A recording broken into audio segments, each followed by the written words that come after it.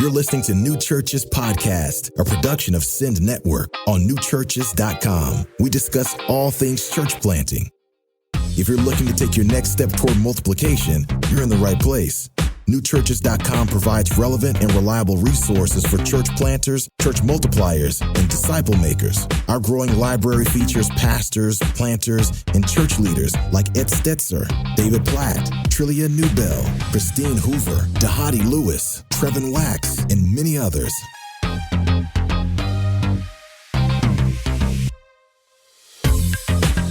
Hey, this is Ed Stetzer here on the New Churches Podcast. So the following episode was actually recorded with Clint Clifton before his passing. And if you're not aware of Clint's life ministry and his untimely death, I want to encourage you to listen to the prior episode. We did kind of a memorial episode. But Clint's passion for church planting and developing leaders led him to sharing that wisdom through mentoring, speaking, writing, and podcasting. And we know we actually talked about this, and we were like, well, what would Clint want? And we know he'd want this episode shared with our New Churches audience. So again, if you'd like to honor Clint's legacy, the Clint Clifton Global Church Planting Fund has actually been created in his memory to generously fund church planters and remove barriers to pursuing God's call on their lives. To donate to the Clint Clifton Global Church Planting Fund, visit Pillar Dumfries. Pillar is like the pillar, pillar in a building, and it's Dumfries, DUMFRIES.com. That's the church that he planted and planted many churches out of. PillarDumfries.com/Clint. That's PillarDumfries.com/Clint. And of course, you can use the link in the show notes as well. So listen to this episode, knowing that our friend finished his earthly race and really wanted to make much of Jesus through church planting and encourage you. Thanks for listening. Hey there. Welcome to the New Churches Podcast. I'm Clint Clifton, and today, again, I'm joined by Bryan Loritts and Bobby Jamieson. Bryan is the president and founder of the Kainos movement, and he's a teaching pastor over at the Summit Church in Raleigh-Durham, and he's also the author of several books, including his latest release, The Dad Difference, and related to the topic that we're going to discuss today. And Bobby Jamieson, he serves as an associate pastor at Capitol Hill Baptist Church, where he does some of the preaching there and lots of other ministry there, as well as working with those in development toward pastoral ministry. Bobby has been an editor for 9 Marks, the ministry, and he also is married and has 4 children. They live right on Capitol Hill. So thank you for joining me, both of you. Good to have you. Great being with you. Thanks for having me. Yes. Well, Bryan, let's just talk about what is particularly challenging about being a pastor dad. Like, what are the unique challenges that pastor dads have that maybe just dads don't? Yeah, I think that's a great question. I think it's a simplistic answer, and that is the nature of pastoral ministry. It's constant. It's like a steady drip from a faucet. People's problems aren't 9 to 5. Oftentimes, since a pastoral ministry, a major part of it is walking with people and actually counseling them, getting enmeshed in their lives. Oftentimes, they're not available to do that within traditional 9 to 5 blocks of time. And so trying to get boundaries around that.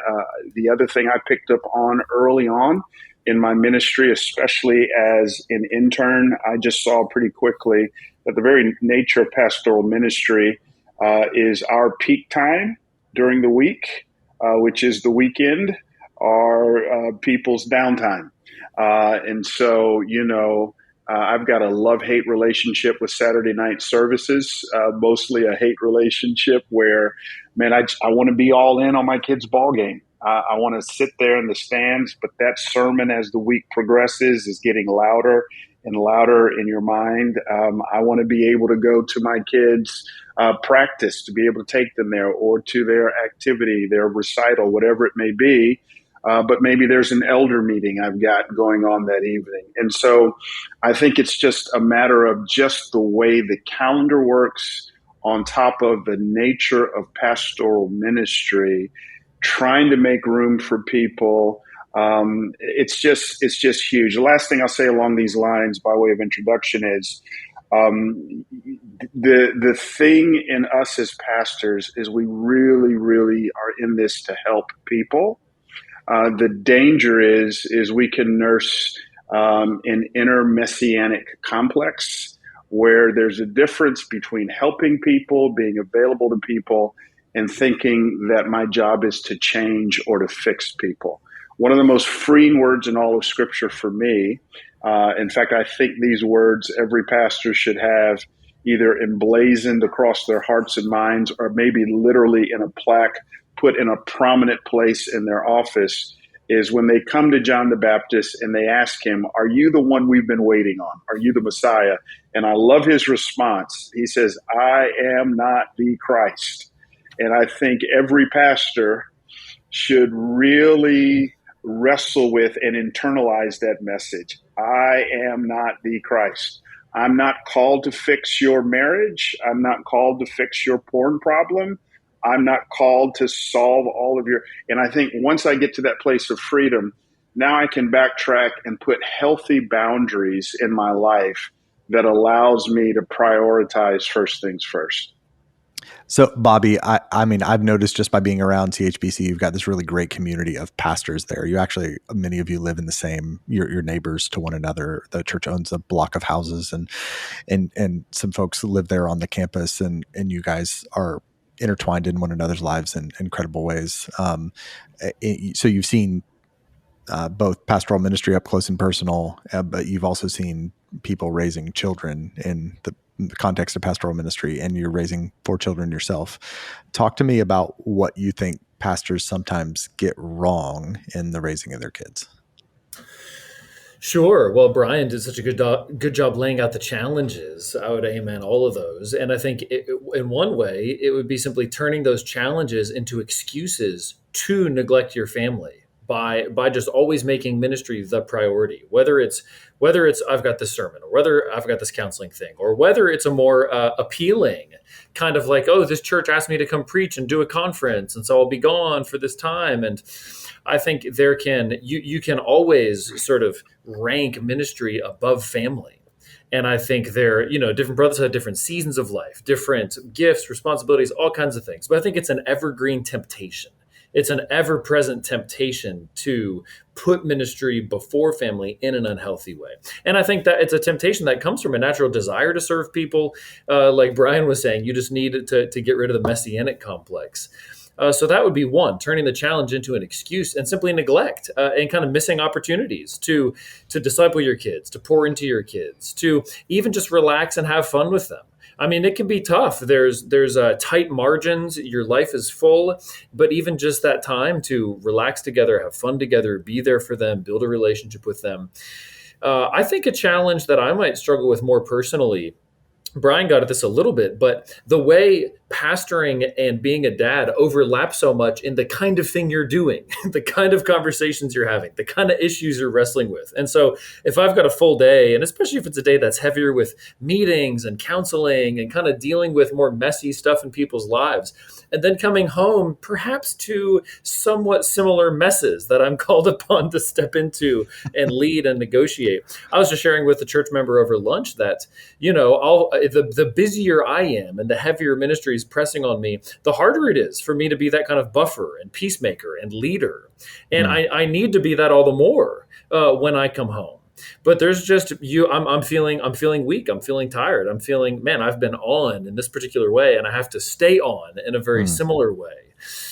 In terms of, dealing with conflicts between children, or just helping to try to lovingly, graciously lead them through normal routines when they might be disobedient, need discipline.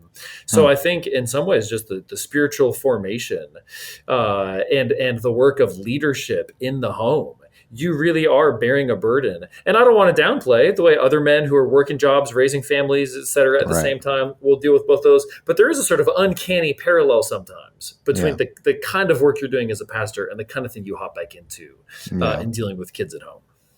Right. Wow. Bobby, you wrote a book called The Path to Becoming a Pastor. And you're talking obviously in that book to those who are aspiring for pastoral ministry. I remember when I was a person who was aspiring for pastoral ministry, my biggest apprehension was the effect I'd seen pastoral ministry have on my friends, the children of pastors. And I was just, I felt like I was sort of, by going into ministry, making the choice to give my kids a really rough upbringing. And so I just wonder, when you're advising aspiring pastors in matters of family and home, what are you saying to them?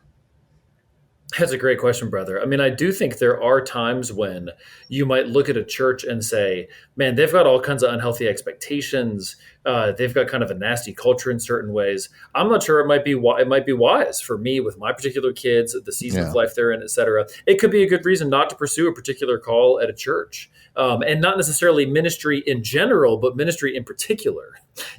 This church at this place at this time, I'm not sure that's a good idea. I mean, I've certainly seen churches, run roughshod over pastors' families and kids grow embittered and certainly that kind of thing. So it is a caution, a danger to watch out for. And it's a challenge too, because, on the one hand, whatever issues there are in a church, on the one hand, it is part of your job description as pastor to help them grow more healthy, to help them have healthier expectations, to learn how to relate even to your own family as a pastor. But that's a difficult task. And it's going to be, so that's going to vary. I would say on the positive side, there can be great benefits and blessings to having your kids get a front row seats to see what the Lord is doing in people's lives, to just grow up, in one sense, immersed in the work of ministry. I mean, Brian's a pastor's son. He can speak to this. There's a lot of potential spiritual benefits to having family and ministry more integrated like that. I think we've certainly experienced some of those as a family as well. Yeah. I think it's important to embrace the tension here a little bit. I think there's two extremes that we need to be wary of. One is exactly how this podcast, this episode has started, and that is, I don't want to be, Eugene Peterson, the biography on Eugene Peterson that came out recently. His son was reflecting that the church Eugene planted in Maryland was planted the same year that the son was born. And the son, he used a devastating phrase. He said it felt like sibling rivalry between him and the church, right? And I think that's one extreme, is we want to be very wary of that. We want our kids to know that they are definitely a priority in our lives. But on the other hand, I think we have to be careful of the idolatry of children. This whole sociological construct of helicopter parenting, I'm seeing a lot of it as it relates to in ministry. My father used to tell me, he used to get out the calendar before football seasons. I'm playing football in high school or whatever. And he would go, I can make that game, I can make that game, I can make that game. He'd make about 60 to 70% of my games. And he would always say, I'm not coming to everything because I work. And he would send the message, I am not the center of his world. And man, it's crazy to say this in light of this conversation. I needed to hear that I am not an idol. Me and my siblings are not an idol. I felt highly prioritized, but he also gave me the gift of saying, I'm not going to deify or idolize you. We got to live in that tension, and that's a tension to be managed, and it's not a box to be checked. And I get a little concerned. There are so many pastors who beat themselves up because they made 9 of the 10 piano recitals, but missed the one. And it's okay to miss the one, right? And so I just hope that frees people. When I look back over my tenure, my tour of duty in my parents' home, the prevailing image I have is dad at my games, even though he didn't make all of them. It's a dad who was present. So it's okay to miss something. Bryan, you remind me of the advice I often find myself giving church planners, because it seems like the ditch you just mentioned is these days the more likely ditch someone can fall into than the other. And I think we, in some ways there's been an overcorrection. Couldn't agree with you more on that. But of course we don't want to overcorrect again. There has to be some kind of healthy balance in the middle, but it's possible to overcorrect and create an environment where our kids are the center of our universe. I think in some ways, and I'll even add this, not to cut you off. Yeah, you're good. I think one of the ways that my father dealt with that is he would take us on road trips with him, where he was speaking other places. So come along with me, and I want you to actually see what I do. That wasn't. I'd go. I'm 8 years old. I'd go about 4 trips with him a year. That was incredibly life-giving as well. So. Right. Yeah. And I was about to say that too, that just the piece of, trying to find, instead of balancing family and ministry, trying to find ways to blend family and ministry. Where are the ways that, I'm always asking church planners I work with, what are the things you're doing this week, and what are the things you're doing this week that have to be done by you alone? And what are the other things, and how can you integrate, your family and being involved in those things? And I think you've hit two really important topics there. Now, your dad was a pastor, is a pastor. And what are some of the things that you saw in his life? You've already mentioned a few. You've mentioned him at least twice already in this conversation. What are some things that he did that gave, what were positive in terms of your impact, the impact on your relationship with the Lord? Yeah, that's really good. So, in my book, The Dad Difference, I talk about 4 gifts every dad needs to give their kids. And it's really the acronym RITE, RITE. It's relationship, integrity, teaching, and experiences. I don't have time to unpack all 4 of those things. But Leadership 101 says the most effective transformational kind of leadership happens not out of position, but out of relationship. So I can't tell you how many hours we logged on the bank of some Georgia pond fishing. And most of that time, it's him untangling my line from something, or how many times we sat at Atlanta Fulton County Stadium watching the Braves play. That heavy relational thing. It was always with my dad, connection before correction. In fact, oftentimes people won't receive correction unless they experience connection. And Dad was really good about connecting with us. But to directly answer your question, it was integrity. The thing that will forever be emblazoned on my mind is waking up early in the morning, and there is Dad at 5:30 in the morning, out in the living room. He would read the Bible from his knees. And that was just metronome consistency. And then seeing him really strive to live it out. Integrity is not perfection. Integrity is the alignment of words with deeds. But even when Dad would have breaches of integrity and what we would call sin, there'd be times he'd be very impatient with me, or come across in ways that was less than Christ-like. Dad would always apologize. In fact, I think one of the things I say in the book, more than his sin, I remember his apologies. And so Dad would come up to school at times, even grab me out of class and say, listen, at breakfast, I said this and I shouldn't have, or I came across this way and I shouldn't have.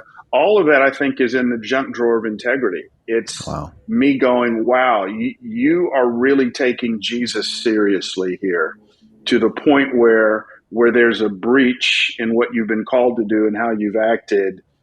There's no shame in your game in apologizing to a middle schooler.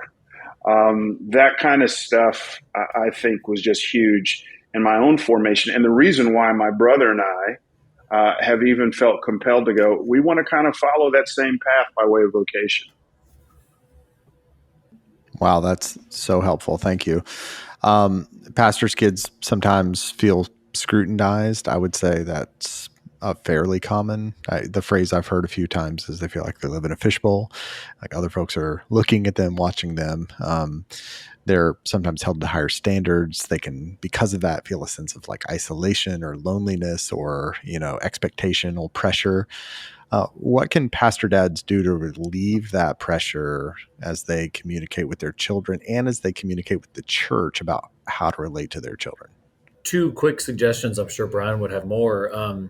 One would be being willing to fail to meet a church member's expectation if it's unreasonable, kind of be willing to deal with that in order to support your kid, encourage them, show them that you love them, approve of them, have their back.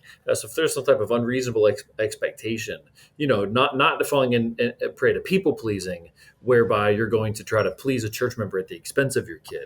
So being aware of that temptation. I think something positively could also be something we try to encourage in our church in general, and I've seen the benefit of in my own family in particular, is looking out for mature young adult church members to mentor and disciple older kids, teens in general. I'm thinking especially of later elementary into kind of middle school, high school, but where they also feel, your kids feel known and where they can be humble and transparent and share things, even about what it's like being in a pastor's family with other members of the church, so that it doesn't come to feel like church versus us, or there's some type of breach or divide, where it's not like their whole connection to the church goes through me or through me and my wife, but that they have other relationships that are meaningful with church members who are trying to do them good spiritually. That can help to sort of diffuse any kind of us versus them tension. But I'd love to hear kind of Bryan's experience from both sides of this. Yeah, Bobby, I think that's great. So my kids now are 21, 20, and 18. So my 21 and 20-year-old are out of the house.